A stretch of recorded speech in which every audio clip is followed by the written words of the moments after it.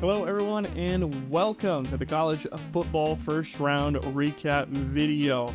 We had a bunch of high scoring affairs, some amazing defensive performances, and teams advancing into the quarterfinals that we're going to dive on into. But before we begin, please do hit that subscribe button as it really does help us out if you haven't already. And stick around to the end of the video to find out how you can get involved in an upcoming ONIT episode. Now, let's take a look at what's in our first round recap box. What's in the box? Our college football first round playoff recap box features our locally sourced but nationally relevant headlines for all of our teams that played in the first round this weekend. We'll also take a look at 5 elite performers that came from those teams that made the grade in our eyes over the weekend. And lastly, we'll look ahead to the bowl games that we have coming up on the 27th and look at the next round of the college football playoff. We begin by talking about the Friday night contest between Alabama and Oklahoma. Friday night in Norman, I think, turned out a little bit different than everybody expected as Alabama wins 34-24 on the road, and they get revenge after Oklahoma had beaten them the last 2 times as Oklahoma falls to 0-5 in the college football playoff. The Sooners, for whatever reason, not able to get over the hump in the playoff. This time, it was because of a collapse, and they collapsed before the college football playoff. On Friday night, they collapsed again, up 17-0. It looked like they had already put Alabama to bed at the end of the first quarter, and all of a sudden, a 4th and 2 conversion for a touchdown for Alabama got them on the board. Then a dropped punt leads to a fumble recovery turnover that sets Alabama up in field goal range where they get a field goal. And then just before halftime, a Xavier Brown pick 6 as he takes John Mateer 50 yards to the house, baited him into a throw where no Oklahoma wide receiver was, and took it all the way back to the end zone to tie the game up at 17 going into halftime. And then Alabama found a way to separate. They overcame this Oklahoma defense. If you told me that somebody was going to score 34 points in this game, I wouldn't have thought it was going to be Alabama. Honestly, I didn't think either of these teams were capable of scoring 34 points the way that they had looked on offense the last couple of times they had been out on the field. But Alabama gets it done. They get the pick 6. We talked about it in the preview video on Thursday. I said if Alabama could take care of the football, I was going to have a hard time seeing them losing this game. We talked about the pick 6 that basically won the game for Oklahoma last time the two teams played. Well, this time it was Alabama with a pick 6 of their own that basically changed the entire complexion of the game. But they also got really great performances from a lot of different players. They still can't run the football, but Daniel Hill did everything that he could to try to run the football for Alabama. Galloped for a long gain of 30, and then he also scored a touchdown on the ground. That was the touchdown that really broke Oklahoma's back, coming late on in the contest, came in the fourth quarter. And then Latsier Brooks showed up in a huge way, the true freshman with his first 2 career touchdown catches for Alabama. He goes 5 for 79 through the air as a receiver. Really impressive stuff. What it honestly impressed me the most about Alabama is somehow that they continue to find ways to win football games without Ryan Williams being involved whatsoever. Friday he had 1 catch for 5 yards. 1 catch for 5 yards, Ryan Williams. I know he's struggled with drops this year, but he is still an elite talent, and they are finding ways to get balls to Jeremy Bernard, Latsier Brooks, Isaiah Horton. All of these guys are making big plays and catches, and they really replaced what Ryan Williams brought to Alabama last year with the big explosive plays. Some other players have kind of taken that mantle and have really stepped up instead for Alabama, and that's how they've been winning their football games. So they win this game 34-24. They have a matchup against Indiana coming up. For Oklahoma, the season is over. John Mateer played one of his better games in terms of the accuracy department. Oklahoma was plagued by drops, and whether you put that on Mateer or the receivers, there were game-changing drops for Oklahoma. There was one play where Mateer rolled left out of the pocket, fired a bomb, 40 yards down the field, hit his receiver right in the hands, and he couldn't come up with it. Probably would have walked in for a touchdown. There were crucial drops on 3rd downs, on 3rd and 4, 3rd and 6, 3rd and 8, where Mateer was getting the ball to the sticks, maybe a little bit behind his receivers a couple of those times, but they were still dropped, and that is one of the biggest reasons why Oklahoma is going home. They just did not make the plays when they needed to make them, and Alabama all credit to them. Going down 17-0, backs against the wall. They made plays when they had to. That's why they're going to move on and play Indiana. We'll see if they can get the run game going. They haven't all season, so it would be hard to believe that they do, but they're going to need it against an Indiana pass defense that is one of the best in the country in terms of not giving up touchdowns. So they're going to have to find a way to move the ball and score on the ground is Alabama if they want to win in that ball game. We'll see what happens, but that game will be on New Year's Day, Alabama versus Indiana in the Rose Bowl in the quarterfinal. Congrats to Alabama for advancing. And now let's talk about Texas A&M and Miami. Well, Mike Elko said it best. He said before the game, whatever quarterback turns the ball over fewer times is going to probably win this ball game. And Carson Beck did not turn the ball over for Miami as they win a 10-3 slugfest over Texas A&M, a game that went scoreless into the half, a game that didn't see the first touchdown produced until there were less than 3 minutes on the game clock for the entirety of the game. And Miami goes into College Station and beats Texas A&M. Carson Beck, a very pedestrian stat line, 14 of 20, 103 yards for a touchdown and no interceptions. While Marcel Reed, on the other hand, was slinging the ball all over the place for Texas A&M. He was 25 of 39, 237 yards, but no touchdowns and 2 interceptions, including the back-breaking one in the end zone with less than 30 seconds on the clock as Texas A&M turned it over to lose the ball game, trailing by just 7. It was a defensive battle. If you love defense, this was the game for you. The wind was a huge factor on some of these missed kicks for both teams. You had a blocked kick for Texas A&M early on in the game when they drove down to the Miami 5-yard line. Then Miami's kicker missed a kick because of the wind. Next kick tried to compensate for the wind, missed that one. And then he missed another kick later on as well, but he hit one of them, which ended up being all that Miami needed because Malachi Toney got into the end zone on a jet sweep and won the game for Miami. Toney played a great game. He did have a fumble. Dalton Brooks ripped it out for Texas A&M. That looked like it was going to be a pivotal moment in the game, but A&M's drive stalled out. They picked up 1 first down and then couldn't get into field goal range because of how bad the wind was. They couldn't attempt a long field goal, so they had to give it back to Miami. Miami drives the length of the field, scores a touchdown on the Toney jet sweep after he had just fumbled the drive before, and then Miami's defense got absolutely worked all the way down the field. A&M was just moving the ball at will once they got the ball back under the 2-minute warning, but then that costly interception in the end zone ended up costing A&M the game.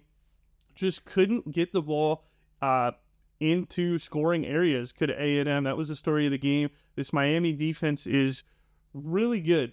It's got some amazing players. Bain off the edge caused a ton of problems for Marcel Reed. There's a reason that he's projected to be one of the top defensive ends in the NFL draft because he has an amazing talent for getting to the quarterback and play disruption, and that was on full effect as A&M really struggled. And we saw this against Texas too. A&M's offense really sputtered in the second half of the game against the Longhorns, and it carried over into this contest against Miami. So Texas A&M is going home, and Miami is going on, meaning that they are going to play Ohio State on New Year's Eve. That should be a very entertaining matchup there in the Cotton Bowl. Ohio State and Miami doing battle in Dallas. What an interesting contest that will be. Very sorry, though, for Texas A&M as they head home. The defense did everything that they could for the Aggies. They got a number of stops, did force that huge turnover and try to set them up to win the game. But in the end, the Miami defense was just too much for A&M to overcome. And so Miami will be moving on as we talk about the next 2 college football playoff games that happen later on Saturday. Our other 2 college football playoff games on Saturday consisted of Ole Miss and Oregon putting beatdowns on the 2 teams in front of them. Ole Miss 41-10 over Tulane, eerily similar to that 45-10 victory that they had in the regular season over the Green Wave. And then Oregon 51-34 over James Madison. Yes, that score looks tighter than the game actually was because Oregon was up 34-6 at halftime and said, hey, we're going to coast this one out. So Oregon moves on. They will play Texas Tech in a 5-4 matchup that will maybe be the most interesting game of the quarterfinals. Both of those teams have amazing talents Texas Tech on defense, Oregon on offense. How do those two styles clash? And can Oregon's defense get enough stops? And can Texas Tech's offense play with Oregon's offense? Can they match them, or can the defense slow them down enough? We'll see how that game goes, but should be very entertaining. Meanwhile, Ole Miss get to match up with Georgia. That's a game we saw earlier this year. Georgia had to work really hard to get a narrow victory over the Rebels in that game, but they were with Lane Kiffin then. They'll be Lane Kiffinless now. That did not matter against Tulane all that much. It accounted for a grand total of a 4-point difference compared to what it looked like in the regular season for Ole Miss.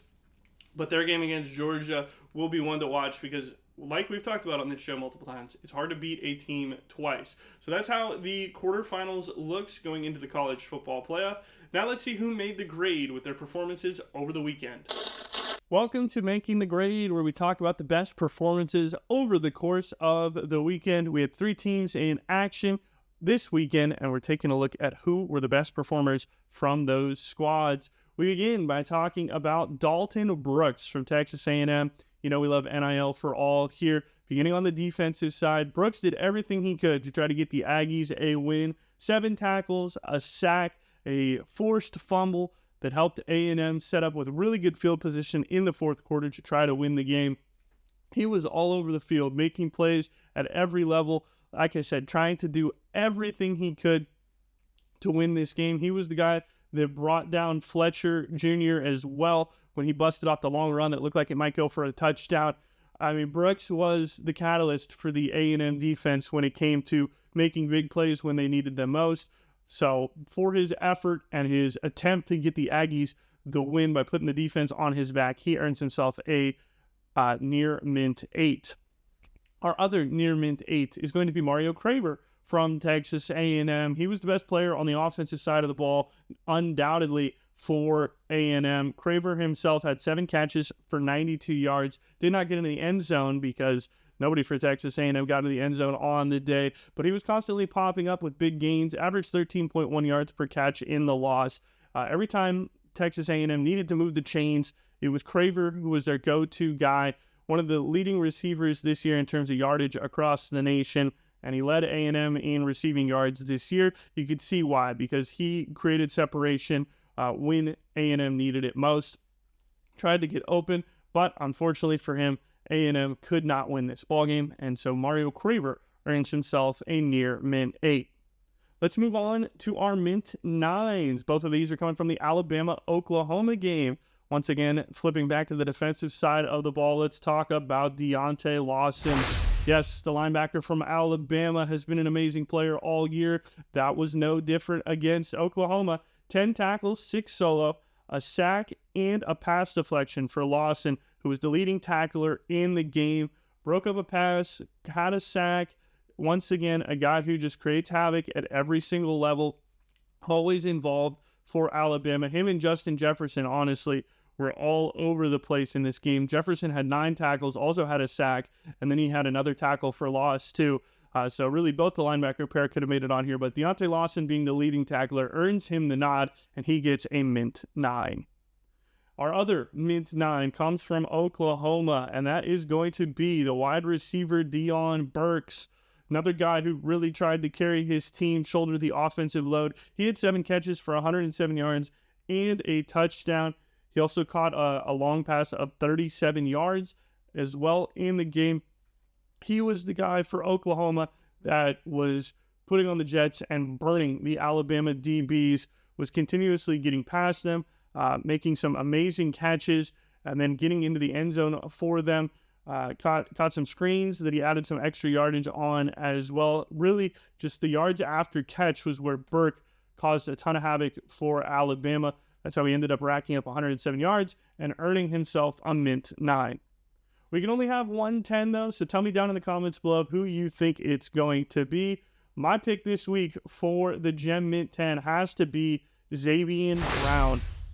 Had an outstanding game. His pick 6 of John Mateer was what really set Alabama up with the ability to come back. If Mateer had drove Oklahoma down and scored there towards the end of the first half, who knows if Alabama could have made the comeback. But Xavier Brown, with his interception, taking it to the house to tie the game, flipped everything for Alabama. And Brown also ended his day with 3 tackles and another pass deflection. He was not picked on as that much because he was locking down whoever came on to his side of the field. He was a real difference maker and forced Mateer to throw the ball away from his side after that pick 6. So for that reason and his massive impact on the game, Xavier Brown is our Gem Mint 10 Performer of the Week. Let me know if you agree or disagree down below. And now let's take a look ahead at what is coming during bowl season and the next round of the college football playoff. Here is a look at what is coming next for us down the pipeline in college football. We no longer have to go weeks between games because they're about to come flying at us fast and furious. Beginning December 27th, next Saturday, we've got LSU, Missouri, and Penn State taking part in the Texas, the Gator, and the Pinstripe Bowls. Can't wait to watch that Pinstripe Bowl between Penn State and Clemson. Both of those teams would love a bowl win on the resume, the way that their season went this year. So looking forward to watching them on December 27th. Then turn right around into December 30th, where Tennessee and Illinois and USC and TCU are playing in the Music City and the Alamo Bowls. Those are 2 games that should be fantastic. And then buckle up because December 31st is going to be bowl extravaganza. We've got Arizona State against Duke, Nebraska against Utah, and then Michigan against Texas in the Citrus Bowl, a matchup between 2 ONIT squads, before going into a playoff game that night with Ohio State and Miami.